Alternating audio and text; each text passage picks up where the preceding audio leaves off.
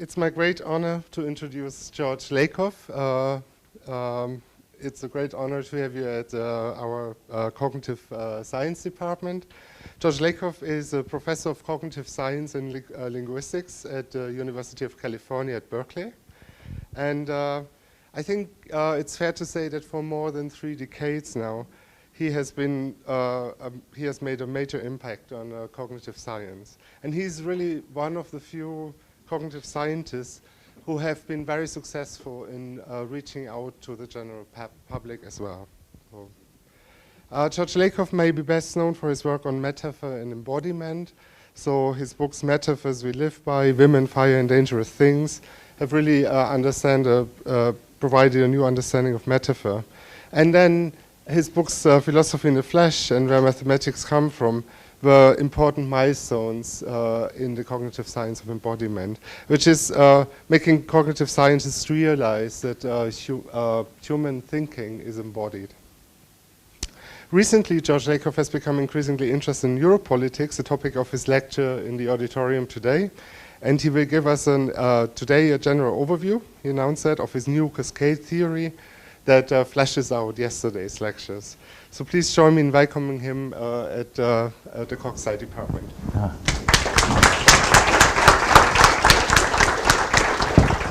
Thank you very, very much, and thank you all for coming. This is an amazing audience. I thought there would be like 12 people. So, I also want to warn you, this is the first lecture on an incomplete manuscript. This is the first 100 pages of, I don't know how many pages it will be. But this is not a lecture I've ever given before. So you should be warned about that. Let me start with a little bit of the history, at least in my involvement, in the study of embodied cognition, and then later on in the study of neural cognition. Can you all hear? Is this okay in back? Good.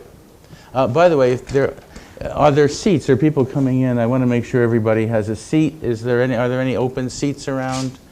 Well, then come on up front and sit on the floor and enjoy yourselves. I mean, come on up here. There's some room in the floor. I want everybody to be as comfortable as possible. Look, back in 1975, I got a small grant from the National Science Foundation to run a summer seminar for 8 people, and 188 showed up. And so what we did when people started showing up is my research assistant, Ivan Sog, rented out sorority houses at Berkeley to perform communes for these people and so on. And we decided to have an institute rather than just a summer seminar. And the rules of the institute were very simple. Anybody could talk as long as they came to me and put their name on a schedule 3 days in advance, picked out an hour, and we had a couple of rooms. And then there were hundreds of talks. Now, there were several of them that were really, really important historically. One of them was by Paul Kay, who is an anthropologist working on color. And he talked about the work that he was doing on color terms around the world, but as it related to the work in neuroscience on the neurophysiology of color vision. And he pointed out to us that something that anybody who studies color from the neural perspective knows, that there are no colors in the world. There's no green in grass, no blue in the sky, no red in blood. Colors are created by, one, there are wavelength reflectances, but wavelengths are not colors. There are detectors in the eye, that is the color cones. There are 3 types for normal folks, 4 types for some women, a small percentage, and if you're colorblind, you have fewer than 3. And then there are neural connections between these color cones and the rest of the brain that produce colors. And it's the neural circuitry, together with all of this, that produces color. Color is an interactive property between you and the world. There are no colors there. Okay?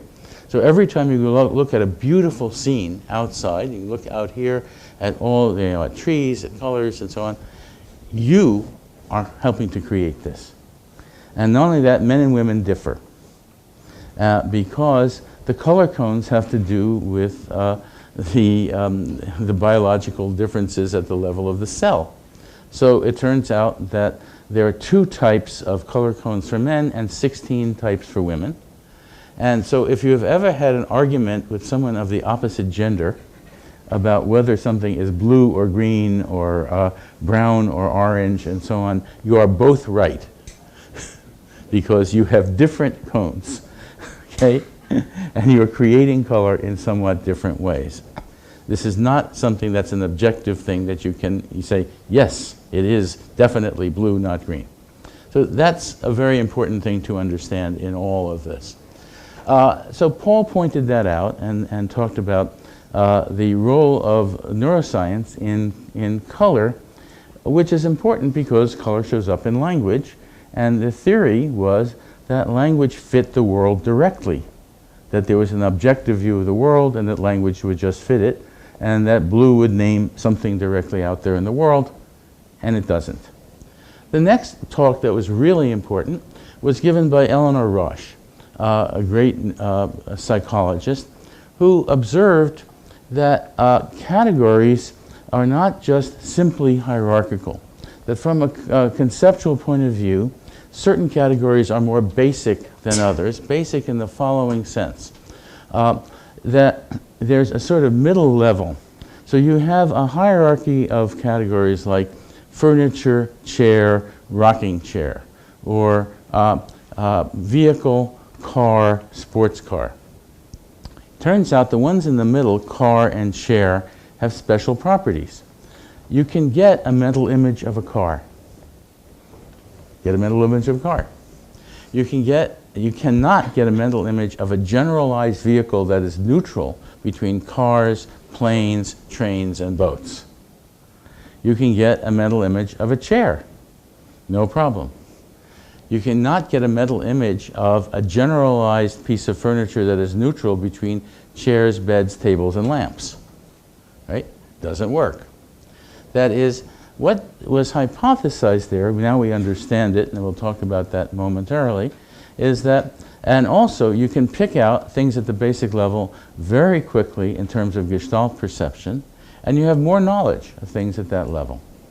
What she pointed out was that categories are embodied, and different categories and different levels are embodied in different ways. That was revolutionary in 1975. Right? A very, very important discovery. So that was number 2. Both of them said that concepts are embodied. The third also said the same thing. This was a wonderful talk by Leonard Talmy, who has just retired as chair of cognitive science at the State University of Buffalo. And he was then a grad student at Berkeley. And he had finished a dissertation on spatial cognition in languages around the world. And he came to a conclusion, which Ronald Laniker independently at UCSD came to the same conclusion independently. He came to the conclusion that if you look at languages, even that are very close, they have very different spatial systems. So Dutch and English look really different. German and English look different. French and English look different. The words for the prepositions work very, very differently. However, what he pointed out was that they broke down into primitives that were the same, that they were different combinations of the same things. And then he went over what those primitives were that he was found. He particularly did Native American languages and was studying how the Native American system works, which is unlike anything in European languages. And he pointed out that you have concepts like containments, things that are in a bounded region, an interior, exterior, and a boundary. Like the room is a container, but the face of that clock is a container, and this bottle is a container. They have topological properties of containment that are independent of size, they're independent of location, they're independent of shape, but they have a certain topology. Okay? And he said, look, this is how this really works in this way. And we get words like in and out and so on, dependent on things like that. And he then pointed out you also have things based on motion. So you have a source, a path, and a goal, a to, a from, but then you have particular kinds of motion in different languages. You have along, which has to do with having going beside something that is long and is within and is close to it. You have notions like near and far, and sometimes very far in various languages. So nearness is one thing, motion is one thing, but then he pointed out, some years later, he observed that when you have a verb of motion, something that is that can be a road or path or some object, it uses the verb of motion to trace that motion. So you have things like the road runs through the forest, runs through, goes along the coast, as if you use the word goes. And since then, we have a marvelous experimental verification of the reality of this mentally from Teenie Matlock, who is chair of cognitive science at the University of California in the Central Valley. And what she pointed out experimentally was that if you take a difference between the road runs through the valley and the road meanders through the valley, it takes longer to understand meander because you are tracing it in your mind. You're tracing the path, even though the road is just sitting there, right? You're understanding it in terms of motion. So this is, again, part of embodied cognition that we have. And what they've done is shown that there are lots of things of this sort. These are called image schemas. They structure several things. They structure what you see. They structure how you move and how you can move in the world. And they are the same whether you actually are blind from birth or not. Because most people who are blind from birth have a problem between here, the retina, and V1, and the rest of the brain is intact. And these things have to do with the rest of the brain between the links between what you see and your motion. Because the parietal cortex is connected to the premotor cortex that links those up in the brain. So, you know, what you're doing in the world is related to what you see, and the same image schemas are used for both of them. And then this became really dramatic in works by Srini Narayanan back in 1992. Srini Narayanan was then a first-year graduate student who had just arrived from India, where he was a specialist in computer science, mathematics, physiology, neurophysiology, spoke 7 languages, classical literature, and economics. He was a typical Indian education. So he arrived from the Indian Institute of Technology, and he took on a project that one of his cohorts was working on, which was how you could get a computer simulation. They had a computer simulation of a body, right? They're trying to figure out how you could learn in various languages words for hand motion, because it's different in different languages. We have push the button and push the baby carriages, but there are different verbs in Spanish and other languages for all of the things that you can do with your hand. And the idea is this should have something to do with the way the hand works.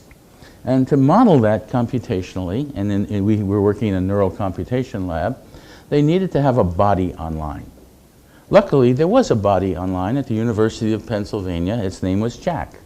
And the body had been constructed for testing car crashes. So they had every bone and muscle and so on there, but it didn't move. So the question is, how can you get this body to actually move and do the right things? You put in push with a little block, and would it push the block? Pull, would it pull the block? You know, how would it work? How would you get this body to do stuff? So Srini took up this problem and found that there was a set of computational tools that could be changed to make it look very neural, to bring it very close to how the neural system worked. And being a very good computer scientist, he changed it, fixed it up, and so on, and invented, therefore, a different form of neural computation. And he was able to do this. And he modeled these things. And then he noticed something about it that he reported in our lab. He noticed that in doing it, there were 2 levels. there was one level that was basically the same for all the different kinds of motions, and that another level which picked out different arms and legs and stuff for doing things. So the part that was the same had to do with things like this. If I am going to take a drink of water, I have to be close enough to pick it up. So there's a precondition. I have to start to do it, which means I have to move my arm, but that has to be choreographed by the premotor cortex going to the motor cortex. Motor cortex can only do things like this and that and this and that and this and that. But you have to coordinate all of them through premotor. So you have to model the premotor cortex to do this. So then you have to start to do it, then you have to pick it up, and you have a goal. My goal is, I'm thirsty, I need a drink. And the central part is drinking. And then I ask, there's a goal, have I reached my goal? No, I'm still thirsty. Hey, yes, I'm not thirsty anymore. Now I can put it down, so on. When I am in the middle of it, I am drinking. After it, I have drunk. Before it, I'm about to drink. Okay? English has a way to express the different parts of this action structure. Every language has a way to express it in various ways. All around the world, the same structure occurs. It's called aspect, and every language can do it. But what's interesting is that the same neural system that will run the body, that will have you actually do it, that neural system has exactly the right structure for the language and for the understanding. And then he worked out the logic of it. No one had worked out the logic of aspect. He then pointed out that the computer program had in it the way to do all the logical inferences about aspect. Hi, come on in. We have room on the floor. Come and have a seat. Okay? Don't be shy. Come on. So, a remarkable thing. Another example of the embodiment of concepts and cognition. And this was done via neural computation. Now, then we got another great student. His name was Terry Regier, who had been studying the biology of the brain and psychophysics and cognitive linguistics and neural computation in his first year at Berkeley. You know, that's what a first year at Berkeley student in Cog Sci does. And so he comes in and he studies these things, a very, very good computer scientist, and we get him working on our project. And he takes up the problem of prepositions in English and six languages. He happens to be fluent in English, Arabic, and Russian. Now, another one of these typical Berkeley grad students. It's very imposing to me to meet our graduate students. I get overwhelmed by them sometimes. They're very, very smart. Now, so he comes in and he says, okay, how does this work in the brain? Well, we know the following things. We know that throughout the brain there are things called topographic maps. So we have a topographic map of the visual field. Well, what's a topographic map? Say in the visual cortex, come on in, grab a seat. Yeah. A topographic map in the visual field is, let's say, in the back here, you have neurons coming out of the retina. They go through the LGN and they go to the back. And the ones that are next to each other in the retina wind up having connections that are next to each other back here. Not in exactly the same location, but they preserve closeness. And this is not a miracle. It's been studied. People have actually looked at cat embryos, and they can actually see the axons growing to exactly the right spot. They try to land in V1. They say, oh, over here, maybe over here. Nope, not quite yet. Ah, just right, land here. The guy next to it comes over and says, ah, just right, land there. And it turns out this is not a miracle, it's chemistry. Coming out of the eye, you get an extrusion of two chemicals at various angles. And it's sort of like getting two numbers that, like in a Cartesian plane. So you get two chemicals, and back here you have two chemicals that bind to them. Only they're at a slightly different angle, and you're going to bind back here, and you will get things that preserve closeness. But it's not just here, it's throughout the whole brain and body. That is, you have topographic maps in layers in the brain. that are connected in this way. And then they go from here to various other parts of the brain, to the parietal cortex, and they extend to the motor cortex. You have a map of your whole body in the motor cortex, a topographic map of your whole body in the sensory cortex, and for sensing things throughout the body, in the somatosensory cortex, and maps throughout the parietal cortex of the visual field. Now, Mike Singer, who works at Berkeley in the vision science department, does work on monkeys, and what he's been able to find, for example, he can isolate topographic maps here that pick out motion. And he got a sequence of 7 of them that do somewhat different things, so that when they shine a light across this, you can actually see pick out the activation across each of these maps. And they're somewhat different. He doesn't yet know exactly what the difference is. But what Terry did was the following. He asked the following. He said, if I were God, and I had invented this body with all of these maps, and I wanted to get them to understand spatial relations, how would I arrange the maps to do it? In other words, he's saying, can we get a theory of how the maps are connected to do things like this? And what he pointed out was that if you do the right connections across the maps of normal connections that we know exist on independent grounds, you can actually compute containment, motion, lines, motion around things, and so on. Namely, you can compute all the image schemas from combinations of maps. And what people are doing now is trying to work out the details of what those combinations of maps look like and what the connections are across it. The point is, these things are embodied. Your understanding of space is embodied. And then you have another problem. Suppose I want to pour water into the glass. I have the water, here's the glass. I can pour it into this glass, out of the bottle. You all see that? No problem. How can you possibly understand this? Because the containment of the glass is in one set of topographic maps, and motion is in a different one. They're not in the same place in the brain. How can you possibly understand that this is going from here to that? And you all do, instantly, every person does. Monkeys do it, everybody does this. How do you do it? And how do you do it particularly knowing that the goal of the motion is the interior of this container, the source is the exterior, and if I poured this back out, it would be the reverse. You have words like in, into, and out of.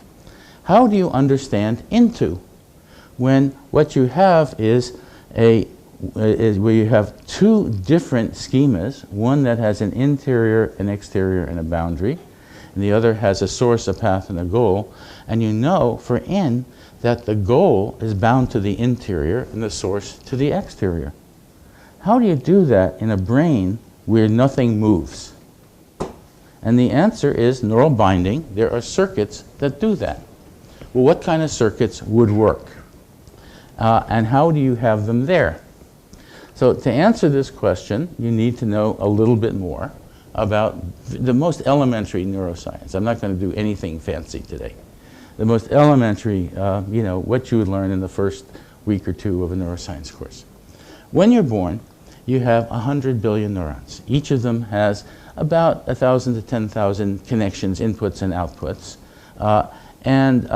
That gives you about 1 quadrillion connections. By the time you're about 5, half of them die, and it's the half that are not used. The ones that are used structure your brain in a very important way. A lot of what you learn in life, you have learned before you're 5 years old. That's why early childhood education is crucial. Now, given that leaves only 1/2 quadrillion connections. That's more than enough to understand most things.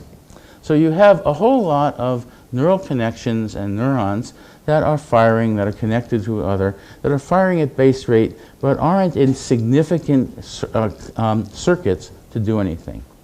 Now, it's important to understand that all these ideas, like image schemas and frames and metaphors and so on, are brain circuits.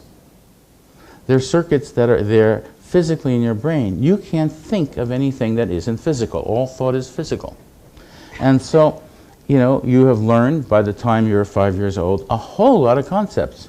I mean, I have a granddaughter who's approaching 4, and when she was 2, she was correcting me.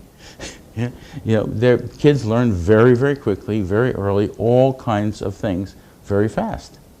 And, you know, as a 4-year-old, she is something. Now, you know, when I was a 4 years old, my mother had taught me arithmetic, and I was taken to the store to check the addition of the person who was writing it down on the bag, who was always trying to cheat her, right? So my job was to catch the cheating, right? But, you know, 4-year-olds can know a whole lot of stuff. Now, they've learned this automatically. How have they learned anything at all? Unconsciously, because 98% of your thought is unconscious. How have they learned it? By neural recruitment. Here's what neural recruitment is. When you have a certain structure in your brain that partly you've gotten, even in the womb, you're learning to move your arms and legs and touch things and so on. So some structures are there. As you're learning, you activate certain parts of the brain, and the more you activate them, the stronger the synapses get. And we can tell you what that is in a minute, which you'll have to do. Then they get stronger, and as they get strong enough, they form permanent circuits that are there. And then when you learn something new, the easiest way to learn it is to learn it relative to the circuits that are already there, and that is to recruit circuits of those 500 quadrillion that are around that could compute the right ideas, but that aren't doing anything right now. And those circuits then are recruited. Recruitment means they're used, and when they're used, the synapses get stronger and eventually permanent. So that's basically how you learn stuff. Now, so what's going on in this, if you got into, you have to have connections in your brain that would link the in and the to. What do those connections have to be? They're called neural binding connections, and they link the interior of the computed by the containment schema to the goal of the source path goal schema. So you've got 2 schemas, and they have a structure of the following form. There is a whole schema, source path goal, with 3 semantic roles, source, path, and goal, computed in different topographic maps. And what you have is the binding between those 2 maps and circuits that connect to each map. And we'll talk about the structure of those circuits in a minute. But first you have to be able to say that the interior and the goal are firing at the same rate in such a way that the rest of the brain cannot tell the difference if they're bound together. There's a piece here and a piece there that are identical, but you can't bring them together. So that means there's a circuit that says you're going to fire in both directions, and they're going to be firing at the same rate so that the rest of the brain can't tell which is which. And that means they're identical. Now, how does that happen? Because you can separate out in and to. You can use them separately so that this binding doesn't always happen. In order to make it happen and not happen, you have to have what's called a neural gate. What is a neural gate? Neural gate is made up of a very simple kind of circuitry. It's either a neuron or a neural ensemble, which has axons that go into some of the synapses along this dual pathway. And when they go in there, what happens is this. When they're firing at a normal rate, these gates, which are called modulators, these gates will put out a certain amount of neurotransmitter, but not enough to allow transmission to happen. And I'll tell you what those neurotransmitters do in a minute that will allow that. When they're firing at a stronger rate, they put out more neurotransmitters which allow the transmission to happen. So that if the gate is active, and you have this circuit, then you can get an into, and you understand into. And you can recruit that because there's enough of neural circuitry left over from that half a quadrillion that they're around all over the place. And if you can learn it, the circuitry is there. You can't learn anything unless there are neural circuits, there are potential neural circuits, that is neural connections, there in advance. They don't just come out of thin air. You don't say, oh, let's have a neural circuit, we're going to conjure one up. Doesn't happen. It's got to be there, earlier. So it all works by recruitment, but you have lots of them all over the place that are just alive but not doing much. And then you recruit more. So that is how neural binding works. Now, that's pretty cool. And what we're doing is then looking at all the cases where you have concepts that have parts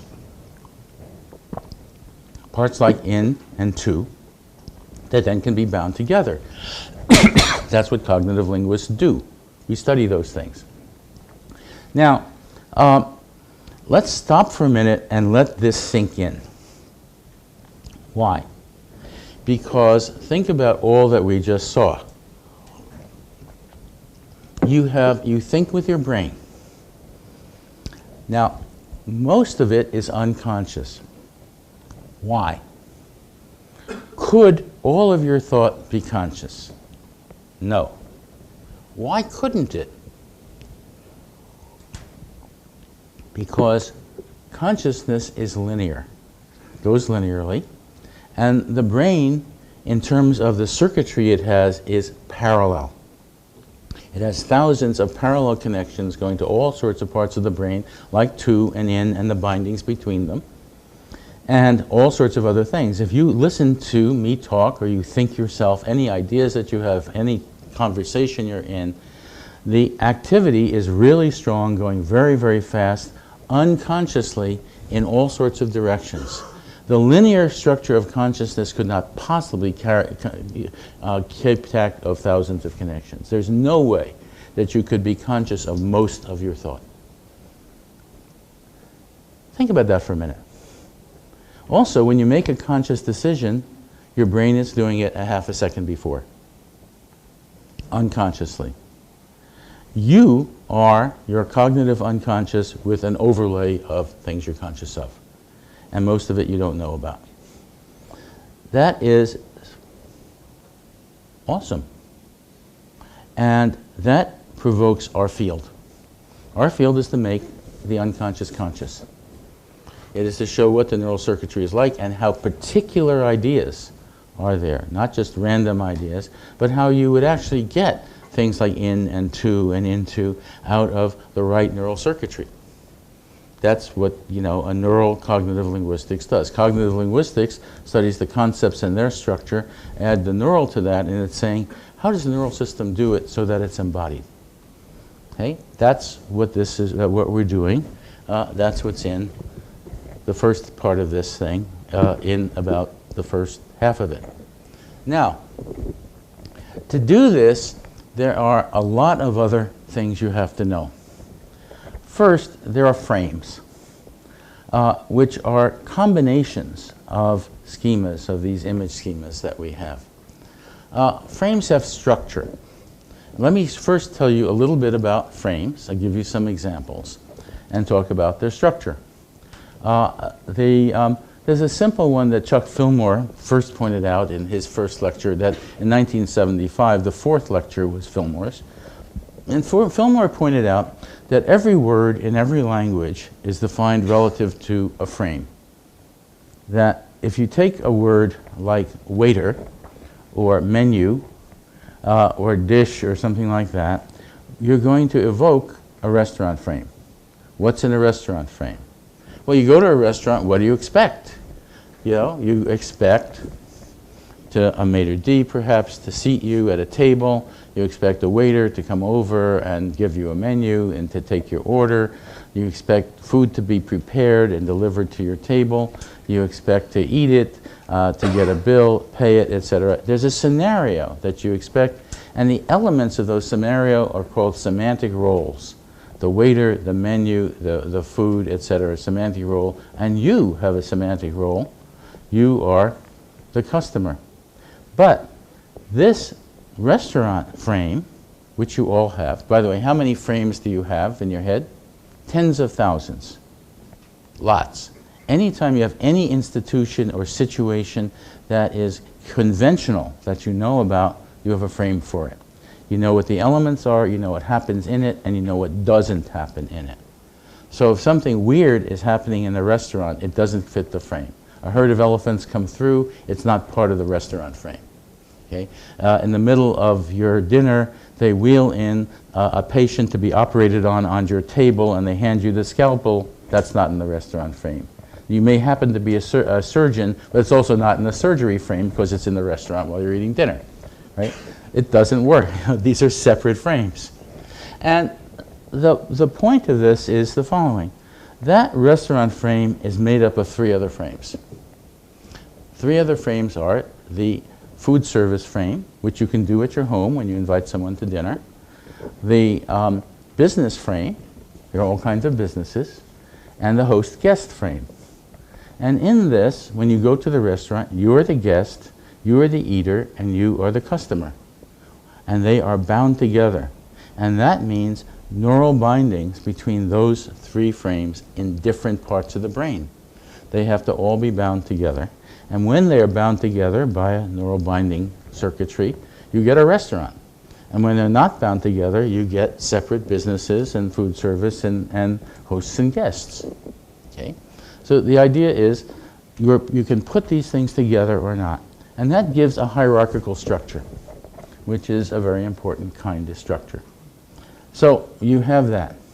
Now, one of the interesting things about these cases is that all words are defined with respect to them. You say waiter and the whole restaurant frame comes up.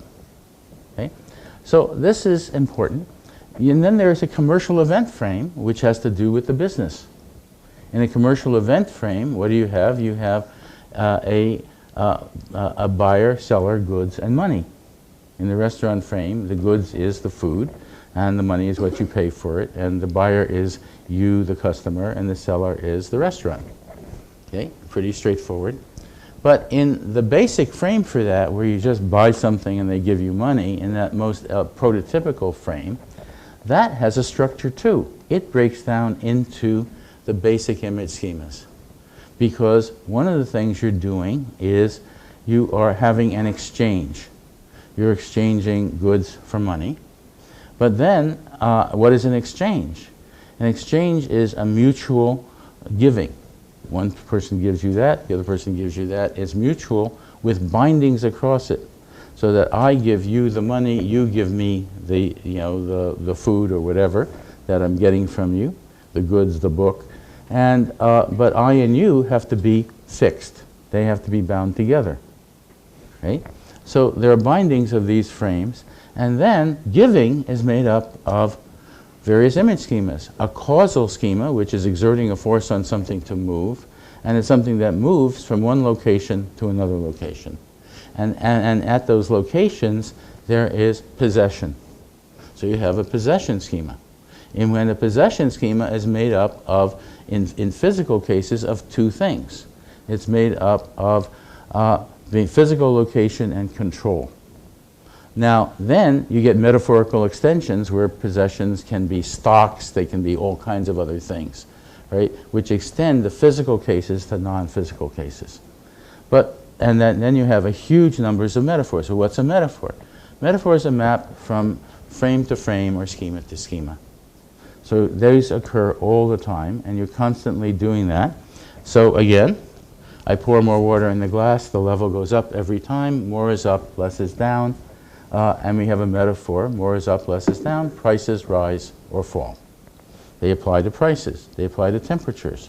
The heat went up, turn the heat down, and so on. Now, why does that work? How does it work neurally that you get what's called a primary metaphor? How does the brain do such things? If you're held affectionately as a child, you feel affection and bodily warmth. Then you get a metaphor that affection is warmth. Someone can be a warm person, a cold person, etc. And then you say, how do you know this? Is there any studies, psychological studies? And the answer is yes, for affection is warmth. For example, here's a case. In Toronto, they had cases where people were asked to tell stories about when people really liked them and greeted them warmly and so on. Tell something from your past. And the other one, other subjects were asked to tell stories when they were snubbed and people snubbed them. Okay? And then on the way out, they asked another question. They said, oh, how warm do you think the room is? The ones who were told nice stories thought the room was 5 degrees warmer than the other guys, on the average. Okay? And there are other experiments like this all over the place. I can go through them, but there's a wonderful book of these experiments that show that the metaphor stuff is real. It's a book called Louder Than Words, as in actions speak louder than words, by Benjamin Bergen, a professor at University of California, San Diego. And it's a magnificent book. It has 200 experiments, beautifully described and funny. So if you like the book, read a book that's easy to read, beautiful and funny, pick up Louder Than Words, and you'll learn a huge amount about embodied cognition because he goes through all the relevant experiments. Now, what this shows is that all this stuff is neurally real. And when you're learning something like affection is warmth, how does that work? Well, you're held affectionately, you feel affection, and you feel bodily warmth in different parts of your brain. And they know what parts those are. It turns out they're different sides of the insula. And they can figure out what's being active there. And what you're learning, as they both active, you get spreading activation that goes through the rest of the brain, finds the shortest circuit between them, and that forms a circuit. That circuit is the metaphor. But then the circuit is asymmetric. If you look at the circuit that's going out, it looks symmetric. How do you get asymmetry? And the answer is a low-level fact about neural systems called spike time dependent plasticity. Okay? Let me explain what that is. Very simple, right? Let each hand be a neuron. Let each finger be an axon. When they're going in different directions, they impinge on each axon impinges on the cell body of the other. Got it? Now, the one that normally fires first gets strengthened and has the synapse strengthened in its direction, and the other has the synapse weakened in the other direction. So this is what happens. You get affection is warmth coming together, affection and warmth. Why is it affection is warmth, not warmth is affection? Because the brain is always computing temperature, whether you're asleep or awake, but the brain is not always computing affection. So you get more activation in one direction than another, and that is determining the directionality of the metaphor. And that shows up in language secondarily. It's a conceptual metaphor, and it shows up in different kinds of language, different particular words. Now, those metaphors, which are primary like that, come about by the 100. There are lots of experiences we have where different parts of the brain are activated together, and they give rise to primary metaphors, and many of those experiences are universal, and therefore many of the metaphors show up in all cultures. Okay? It turns out that affection and warmth shows up in many cultures, but not all. It does not show up in equatorial India. It's not there in Tamil. Okay? In Tamil, annoyance is warmth because it's very hot. It's 120 degrees. Now, but around the world, in many places you have that. More is up, universal. Not necessarily in the words of the language, but in the ideas, and they can be learned very easily. Now, the rest of the metaphor system has to do with binding between the metaphors, bringing the metaphors together. The metaphors are neural circuits linking frame circuits, and they are can be bound to do each other to different frames. And in general, most interesting concepts have lots and lots of metaphors that are different components. You know, if you're looking at government or economics or something like that, it's very complicated. When you actually break down the metaphor structure into all the component schemas that are embodied, you get a very, very complicated structure, and it's a neural structure. In there, binding is crucial. You're binding across the metaphors, but there's another thing that's crucial, and that is cascades. So let me talk to you very briefly about what is a cascade. Now, there's a beautiful description of this in a book called Reading in the Brain by Stanislas Dehaene, who is one of the great neuroscientists in the world. He's in the Collège de France and deserves to be in the Collège de France. And the book is great. And what he describes is, it's about letters. He says, how can you read? We didn't evolve to read. How the hell can we read? And do numbers and letters, when we see them, we might have something like a sort of block S that looks like a 5. Are those recognized as numbers and letters in different parts of the brain? The answer is yes. He studied numbers, and he said, well, it turns out numbers are mainly activated over here and letters over there. How does this happen? And secondly, you can recognize the numbers, or you can imagine them. And when you imagine them, you get activation in the brain all the way down to the primary visual cortex. How does that happen? How is any of this at all possible? Can you recognize any letter at all? And what is it that we learned in evolution that allows us to do this? And he shows that they are what are called primitive, simple cascades. The cascades we're going to look at are more complicated, but let's start with the simple ones. Here's how they go. You know from before that from the retina you have topographic maps here.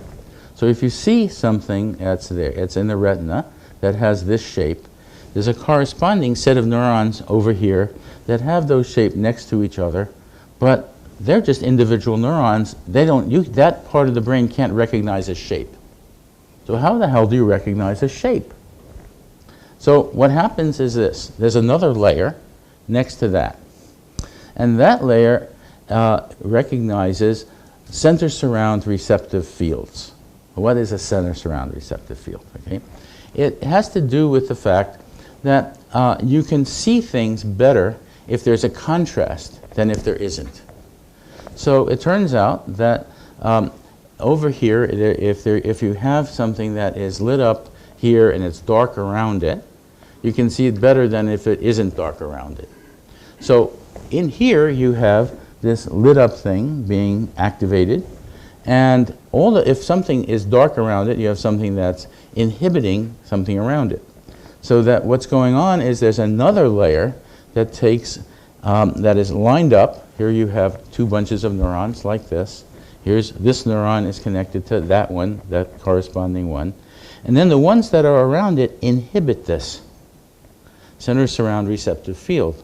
So that what happens is that if this is strong and those are weak, then you get this activated and otherwise. So you have these things that you activate the center and you inhibit the surround, and you have connections from the surround and the activation to inhibiting connections from the surround, activating from the center to the next neuron next to it, all over the place.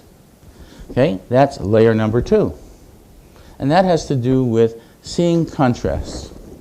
But that is then used in layer number 3. In layer number 3, you get little lines. That is, you overlap the centers. And when you overlap a bunch of centers, one after another, you get a line, a little line. Now, how do you know that it's a line? Because in layer number 3, the connections from those centers goes to a single neuron over there that tells you that's a line. That's what a line means. You have this. And it turns out that in layer number 3, there are what are called columns of neurons, that is superimposition of these things. At each point, there are 16 orientations of lines, like that, which means there are 16 combinations of neurons coming to different neurons that are overlapping each other at each point, so that you can see lines in different orientations. And if there's a line in between, it works, there's partial activation of each, because with partial activation you're going to get activation that looks like a little bell curve, and it's going to be active in the middle. Then, to get longer lines at the next level, you are getting the lines connected, and you can have longer lines. So you have about 4 layers so far. But then there's the question of when do the lines intersect, and what is an intersection? An intersection is where there's another layer, and you have the lines come in at a certain level of activation, but where there's an intersection, you get a higher level of activation. And the neurons in that little next layer are active when there's an intersection at a given place. It says these lines intersect here. And the combinations of those intersections are then put together in another layer that says, hey, that's an F or an S or a T. And then, but that only tells you the shape. It doesn't say it's a letter versus a number, because then for numbers you have circuitry that takes it to one part of the brain that says, hey, this is the number 5 versus 4, and other things go over here that says, hey, this is an S versus an F. Okay? Now, it turns out that all these connections go in both directions, because you can imagine an S or an F or a T, and when that happens, it's active all the way down, and neuroscientists have traced the connections going in both directions. That is a cascade, a simple cascade. That is, to understand anything like the structure of an F, it's got to put all that information together. Locally, there's only nothing happening, hardly. A bunch of neurons are connected to a bunch of other neurons. When you put them together in a cascade, you get a letter. Okay? It turns out meaning works the same way. That is, so let me give you complicated cases. Take a word like over. Now, in a book called Women, Fire, and Dangerous Things, there's a chapter on over. Over in English has over 100 meanings. In there, we only looked at 60 of them. And some of them are metaphorical, some of them are image schematic. And what we did was we showed how they basically work, but we left out something there. We left out their grammar. So let's take a simple case. He walked over the hill. It's above and across. You know, he walked over the bridge, it's above and across. So over has to do with above and across. Now above is one image schema, which has to do with, you have to have a vertical orientation, and 2 points on that are vertical orientation, one of which is what's called a landmark. We'll talk about how that's done neurally in a minute. And the other is the point that you're looking at, that's over. Across is much trickier. To do across, you need to have a topographic map with regions, 3 regions. 2 regions here and a region in between, and then you have to have a path that binds to the two, has the source in one region to the other, the goal in the other region, and it has to go across that middle region. Okay? And the thing that you're going across is called a landmark. Well, what the hell is a landmark? How does the brain do landmarks versus what is called a trajector of what the thing that's above or the thing that's going across? You know, how does that work? Well, early on in the brain, there's a separation between what is called the what pathway and the where pathway. That is, in lower level visual cognition, there's a separation based on shading and shape that together separate out a background from a foreground. And they process the foreground in one part of the brain and the background in another. Okay? And then later on, after you do a whole bunch of processing in the brain, they're brought together. Actually, they're brought together at various points, but they're brought together.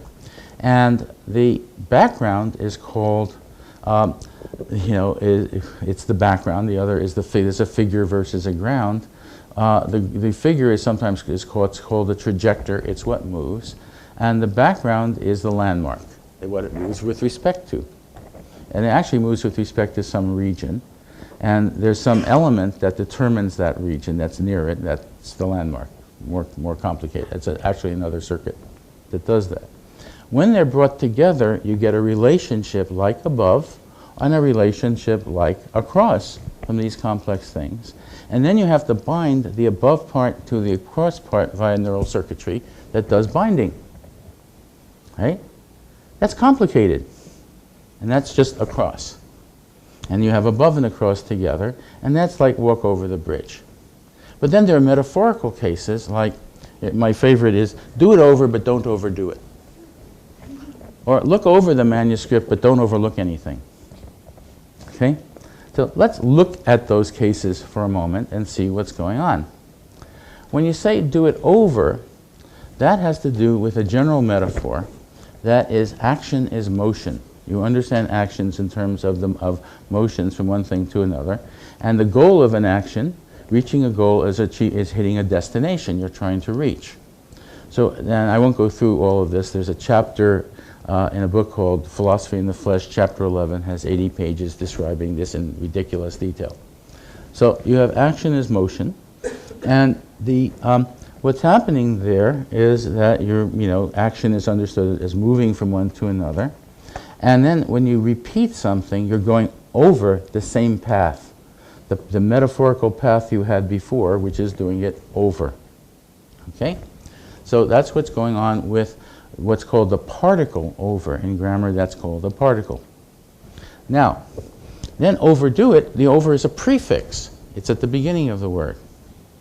And that has to do with linear scales. But what's happening with the linear scale is that the path is upright, vertical, and there is a normal top of the scale, which has to do with the top of a linear scale. But what's a linear scale? Metaphorically, a linear scale is a metaphorical path. You can see this in things like John is far more intelligent than Bill. John's intelligence goes way beyond Bill's. You're understanding linear scales in terms of paths. And the endpoint of a path gets mapped down to the top of a scale. Now, when you overdo something, you go beyond over the top of the scale. So what you're doing is taking the over and you're changing its orientation to here. And when you change the orientation metaphorically to there, you use it as a prefix. Okay? And then there are other things like the play is over, namely you've gone to the end of this action and you're finished and you're there. That turns out to be an adjective in grammar. And so you get different grammatical uses. It can be a preposition, a particle, an adjective, or a prefix with different senses of over. So for example, look over the manuscript. What are you doing? You have a metaphor that seeing is touching, eyes or limbs that go out. It's as if there was a gaze. A gaze is what is the thing that goes out. And when your gaze touches something, you see it. When you're looking at over, you want to make sure your gaze is touching, going over all of these points. That's looking something over. What is it to overlook it? It means when your gaze goes above it and doesn't touch it. So look over the manuscript, but don't overlook anything. Okay? What's going on here is you have different grammars and different combinations, metaphorical combinations. How do you do that in a neural system? Well, the answer to this comes from work of Tony Damasio and Hannah Damasio on what are called convergence and divergence zones. This was worked on initially in 1989, then the grant ran out. They then went and did emotions for a long time and have come back to doing this again. And these zones have to do with cases where you have parts of the brain, like from the phonological part, that go out and cluster in certain places, and then they diverge in other places. That's a convergence-divergence zone from the point of view of the anatomy. But what is the function? You have to say that there's a grammatical function here and a semantic function there. And there are different circuits for that. And each of those circuits is a cascade. So what is happening in this zone? Okay.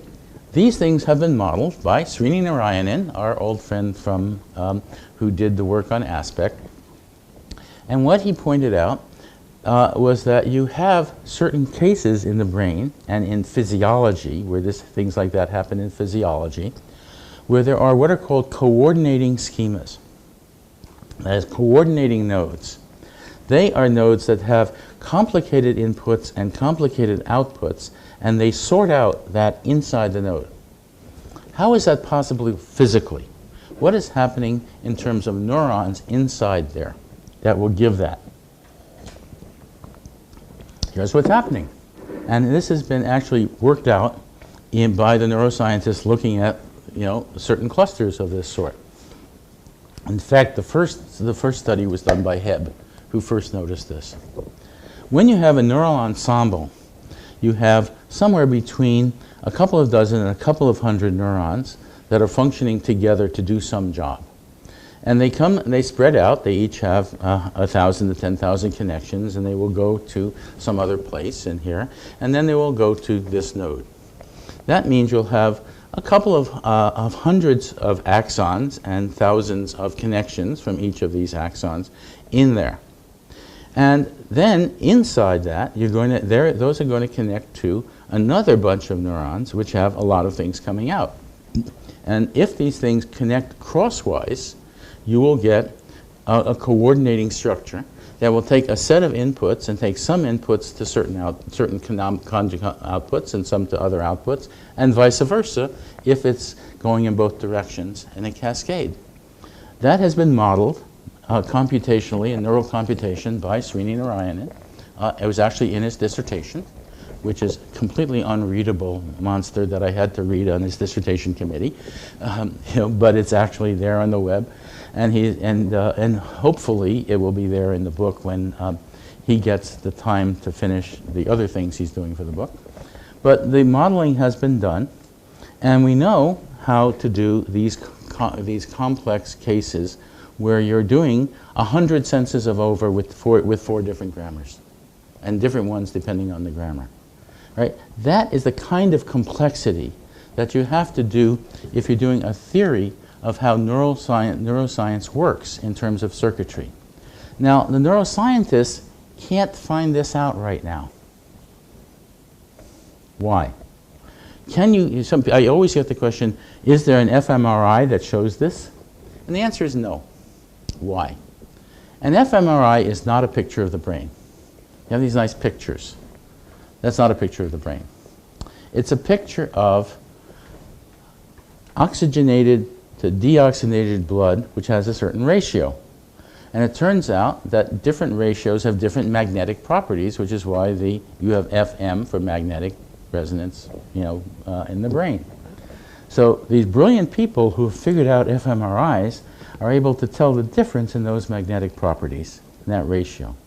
But blood is big relative to neurons. And so they're coming in to various places. Now, when you see an fMRI and you have one voxel, as one little pixel, what is that voxel? It is something like, in many cases, let's say, typically 3 millimeters by 3 millimeters cubed. Right? How many neurons are in there? At least 125,000. How many connections is that? Over 1 billion. What is the time course of the fMRI? Between 1 and 5 seconds. What is the time course of firing across neurons? Between 1,000th and 5,000th of a second. So in that single point, a huge amount is going on. And that's connected to lots of other points. There's no way that an fMRI will pick out a circuit that you can see. Can't happen. fMRIs pick out regions where there's lots of stuff happening. And they're very, very useful for that. It's very important to know where there are regions with lots of stuff happening, but mostly they can't pick that out. So it's very important to know that we need to get better technology to do this. Now, will brain mapping work? We are now Obama has proposed a brain mapping project as a European EU brain mapping project. And when you read the popular accounts, you get a very misleading picture. The popular accounts say, well, there are neural networks, and we're going to get those networks as if they were just tubes. We're going to trace all the tubes. And they have beautiful pictures of the neurons and their axons, but then the axons have synapses between them. And as you can see those in the actual pictures. What's happening when these things come together is that there isn't a single tube that goes all the way through. At each point, there's a soup called, which is basically what a synapse is. It's a chemical soup. And you have lots of things coming into this chemical soup and lots of things going out of it. And the way that neural firing works is the following. There are two types of cases. One, which has to do with neurotransmitters, and the other which has to do with charges. So, in general, the outside of a neuron and the axons and the dendrites are made up, have proteins. And when those certain complex proteins are bound or locked, when they're twisted, nothing gets in. To get in, they have to open up. And there are different kinds of proteins that open up in two different ways. One, when there is a neurotransmitter, which is a hormone, like dopamine or something like that, coming in there, which allows them to open up. When they open up, a whole lot of sodium ions come in, and maybe potassium ions come out, 3 potassium for 2 sodiums coming in. And when you get a lot of sodiums coming in, you get a charge built up. Well, down the axon, there are other kinds of protein molecules along there that are bent, but those open up in the face when there's a big charge. So if there's a big charge in the center of this thing, and there's a tube down there with all these other protein molecules and lots of sodium around, what will happen is, because of the charge, these guys will open up and they'll let in the sodium ions, which will give you more charge, and the next ones will open up, and the next ones will open up, go all the way down to the end. And at the end of the axon, there are these little extensions. And at the end of each extension, there's a little pod, and that pod contains neurotransmitters. And when the charge goes down to the end, the pods open up, and the neurotransmitters spit out. Okay? And then they go across into the synapse, but there are lots of them going across, forming different functional networks. A functional network is a network drawing that shows you what the function of all these things is, including the course of the ions, the neurotransmitters going across and the ions flowing in. Namely, it's a model, a computational model of how that works. But physically, there's no tubes out there. Okay? But it works. It's incredible. We have that's how the brains actually do it. Now, given that, just think for a minute, think of the awesomeness of the fact that you can reason on the basis of all this stuff connected to your body and connected to each other. You can reason, and you have language, and I haven't gone into the structure of grammar that comes out of this. We have a theory of grammar that works with all of these things, that links up the structure of the grammar with the structure of the meaning through the cascades. And what's in between them are the coordinating nodes, which take grammatical structure and then says what kind of semantic structures those grammatical structures can express, because they do.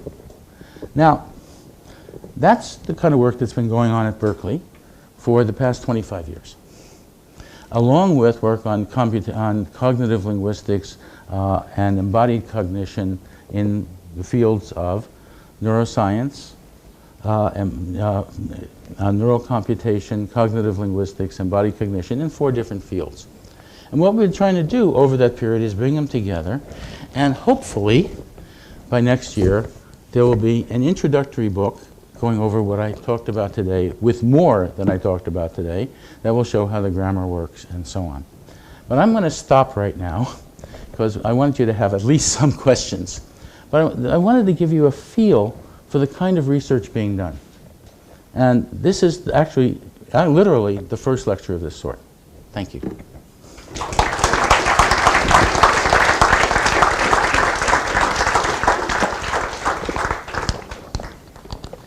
So who has questions? We have time for questions. Don't be shy. There are no dumb questions. At audience. any level, please just ask away. It's fine. Yes. Hi.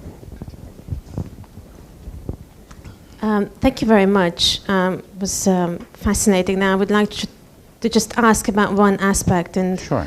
this may be a little bit abstract because I'm a philosopher of mind, and for philosophical purposes this may be more abstract than the concrete details that you were dealing with. But I was wondering if I could get a better handle on the significance of asserting that cognition is embodied in light of the fact that, you know, the way it seems to me that philosophers think about this thing is that, of course, there is something going on in consciousness. Most philosophers will agree that in order for this to be possible, for example, to have color perception, you have to have a certain kind of body with certain kind of sense organs and a certain structure of the brain. So, for example, Descartes, who is not often cited as a friend of embodied cognition, thought that it is not possible for a disembodied mind to have sensory perceptions. He thought that what makes it possible to have the kind of sensory perceptions that we have is to have sense organs. He had drawings about that, which are very famous, and you know, that stuff happens in the brain. And in order to communicate this specific kind of sensation to the disembodied mind, all this is necessary. Now, I myself am not sympathetic to the idea of a Cartesian disembodied mind, but I just wanted to sort of illustrate that even those people who think that a large part of mentality can be independent from the body, totally signed up for the thesis that in order to have, for example, color perception, you have to have certain type of sense organs, certain type of brain, and this is a necessary condition. So I was just wondering that when you were saying at the beginning of the lecture that these people sort of somehow discovered or gave a first evidence for embodied perception by pointing out things about the color terms and the mental imagery. Descartes thinks the same thing about mental imagery. He thinks that there is no mental imagery without the involvement of the brain. Mm-hmm. So I was just wondering, why is that so significant for this abstract philosophical level? It's very different to say stuff happens than to say how it happens in detail. And what the folks at Berkeley who discovered the circuitry was that they worked out the details of how it happened and what kinds of circuits are necessary, what kinds of color. There were no color cones in Descartes. There were no neural circuits in Descartes. There was no places in the brain where different circuits occurred. They didn't tell you the details of anything. They say, oh yeah, the body's needed, stuff happens. Fine. I mean, take someone like Chomsky who says, well, you know, language is really abstract. It's an abstract mathematical system, but the brain is sort of a general computational system, sort of like hardware for software. It can do anything. Stuff happens. No. It doesn't just happen. It happens in detail, in incredible detail. So the people who've worked out, let's say, letter perception show that what the detail is. The people who work on color show what the detail is. This is not a matter of just saying, oh, somehow it works, but now we'll talk vaguely. You know, philosophy right now is, so far as I can tell, in many of the cases, not all, they're very well-informed philosophers, but many are like decades behind the times. But can I just... No, please. No, please continue. Just for one, it said, so I'm a philosopher of mind and I'm very interested in empirical work. How is my understanding of the nature of cognition is going to change if I study these things in great detail? I mean, what is the essential insight that I'm going to gain? You're going to learn that people think in terms of image schemas, which are embodied in a certain way, metaphors, but not random image schemas, particular ones that are universal. You're going to learn frame structure, and then that people don't think in terms of formal logic, that formal logic is inadequate for this, that they think in terms of particular frames, that metaphors are mappings from schema to schema and frame to frame of a particular kind of structure, very particular, that there are hierarchies of metaphors that are very complicated for any concepts, and that all concepts are embodied. And when you have a concept, you don't just say, let there be a concept. There is a concept, blah, government. Let there be the concept government. We write down the word government and it means government. No. you have to understand all that's involved. You write down democracy and it means democracy? No. You have to have the understandings, the multiple understandings of democracy, freedom, government. All of those things have complicated structures. And most of them involve frames and metaphors and image schemas. And then to get those right, you have to understand how they're embodied and how the embodiment comes together to give you what appear to be purely abstract structures, but actually happen. What is abstraction? Abstraction occurs when you have metaphors that have mappings from here to here and here to here that are embodied. You put them together, and this metaphor doesn't use that embodiment, this doesn't use that. When you bind them, you get a concept that is multiply embodied, but isn't embodied in one way. It's embodied, let's say in this case, in 4 ways, maybe 12 ways at once, so much so that you have to do an analysis to trace all the ways they're embodied to show you how you get a meaning out of your body. Right? So as a philosopher, you should say, oh, we have to do serious analysis to show in each case what is the structure of the concept and the neural structure that will tell us how we get meaning out of the body. That's the question in detail for case after case after case. That's very different from any philosophical analysis that works now. Now, Mark Johnson is a philosopher. I worked with him very closely.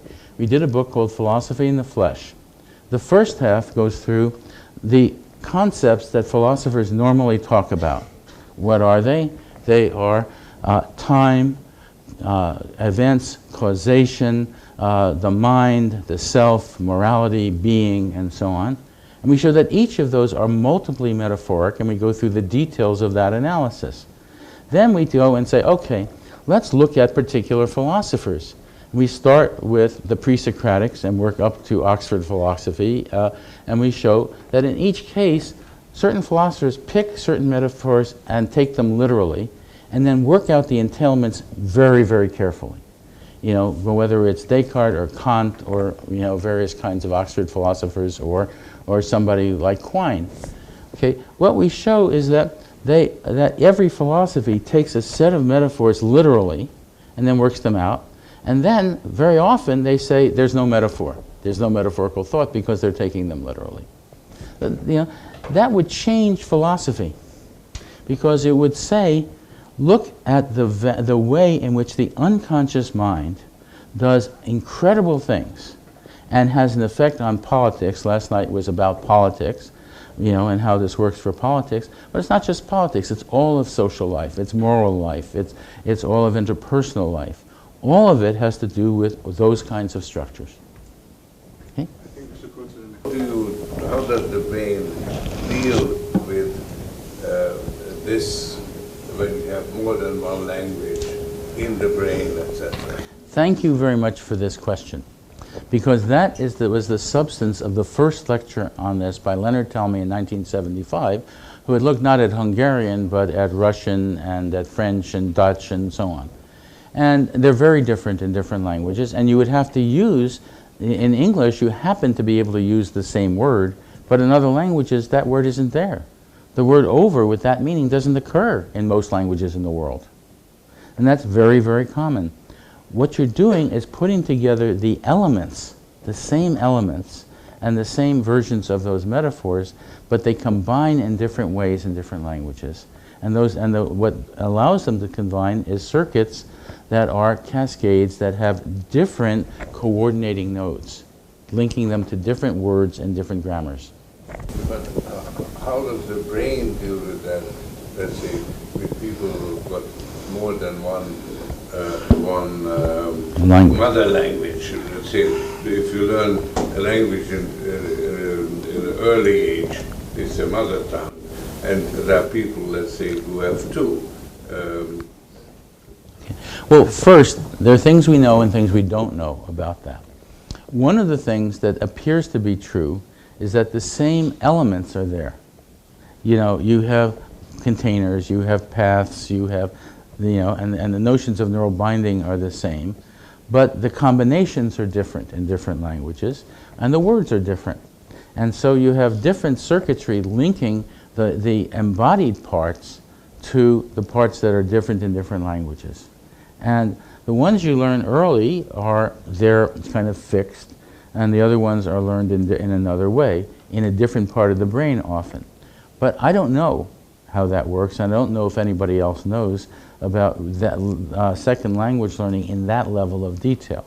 People who study second language learning can tell, yes, the second language is learned elsewhere in the brain in terms of its phonological forms and its words, but they don't look at the circuits linking them to the meaning, you know, and so on. They usually don't ask that question. So in terms of the detailed answer, I don't know, and no one else does. In terms of the basic answer, how you can translate from one to another, the answer is you're going through the primary embodiment. All right, you have another question? Yes. So I was wondering how an embodied account of the mind can account for certain neuropsychological states, for example, semantic dementia or apraxia, where the sensory and the conceptual system seem to be separated. So for example, in apraxia, patients are unable to perform actions with tools, using their hands. So for example, to drive a nail in with a hammer. But at the same time, their conceptual, their notion of a hammer and its semantic use in language is not in any way impaired. And the other way around also true, it's possible to lose the conceptual notion of certain concepts, but at the same time in semantic dementia, but at the same time retain every general sensory motor skill that is available to a healthy individual. Great question. Let's go through the details, because the details are what matter. First, let's take a look at motor skills. The way motor skills work is you have a motor, motor cortex, primary motor cortex here, premotor and cortex here. You have connections between them. Now, in the premotor cortex, you have circuits that fire that coordinate and are connected to motor neurons here. The motor neurons here can only do certain things. They're connected to the body through the neck and then down into the spine. So for example, when you're asleep and you're dreaming, in a normal person, this is blocked off. But if you have a certain disease, you don't block it off, and you start running in bed when you are running in your dream. Okay, this creates all kinds of marital problems. Now, but you have these connections to your body, and then you have connections back with feedback to know if you've done it and successfully. So you're constantly going in both directions, adjusting that. But it's got to go down from here to here to here to your body, and it's got to have a coordinating schema over here for this. And then there are things about deciding what schemas come together, which is from the forebrain to here. So you've got decision making about what you're about to do. If I decide to take a glass of water, it's got to go from here to here to here to here, all the way down. Now you can have impairments in many places, and you also have to have things that connect to the phonology and the grammar. And the phonology and the grammar is mostly a very complicated structure here that then links to other things in the brain. Very complicated. For those of you who are as you get older, there are a lot of young people in this audience, I want to warn you, when you hit about the age of 50 or maybe earlier, you start to forget the words for things and people's names. And it's not because of dementia. It's because the connections here, we evolved to live to about 40. If you live beyond that, you got the following problem. The connections here form a knot, and there is electrical interference between the names. So that means you know too much. So if you live long enough to know too much, you will start forgetting words and names. Look forward to it. So what's happening is you can have problems in your brain. You can have lesions in all sorts of places. And those lesions can disconnect the semantics while keeping the ability to do the skills, and vice versa. So the question is, where are the lesions? You have that kind of those kinds of complex connections. Lesions in one place do one thing, lesions in another place do another thing. There's a classic study by Damasio on this sort of thing. When he first read about basic level concepts, he said, aha, this explains the following. There are patients who have one kind of lesion where they can recognize elephants but not cats. And others can recognize cats but not elephants. What is going on? And the answer is very interesting. The ones with the lesions that cannot recognize cats have lesions near the motor regions. And the ones have the problems with the elephants have lesions near the visual regions. What's going on? Well, when you learn about cats, one of the things you learn is petting, right? You don't learn, you have a motor skill for interacting with cats that is crucial to the motor programs needed for a basic level concept. So the concept of cat requires the petting. But the concept of elephant in this culture, and especially in America, but not in India, for example, you do not have a motor program for dealing with elephants. You only have a mental image of an elephant, which is in the visual system. So impairments there will impair elephants but not cats, where the petting will be retained, and vice versa. Double dissociation, right? That is a very common kind of double dissociation. And the point is that you have cascades that go throughout the brain. And you can have impairments in various places. Okay? Great. All right, I think it's... One more? One last question, yeah. The question is a very, let me translate it into other forms. The question, as I understand it, is if you take a look at what is called the ontology of these things, ontology has to do with entities, and the entities can be abstract entities or actions or whatever. Metaphors involve mappings from one ontology to another. That's, Then you say, are there constraints on those? And there are all sorts of very interesting constraints on those. Let me give you, and that they are predicted by a neural theory, and they were mysterious until we had a neural theory. Let me give you an example. Suppose I say, I gave him that idea. I didn't lose it. But if I gave him the book, I no longer have it. Right? Now, what is going on? Why isn't everything about giving mapped onto ideas? And the answer is very simple. The answer comes from the neural theory because you're activating the source and target together and you're moving in both directions. You know certain things about the target. You know when you tell somebody something, you still know it. And that means that the part of losing it cannot map. That is, there is no connection that's possible there. And as a result, that part of the metaphor isn't used. It's partial.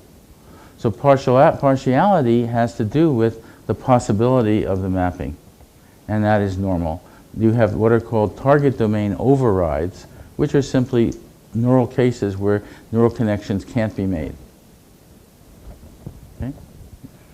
And that again was discovered by Srini Narayanan in his dissertation.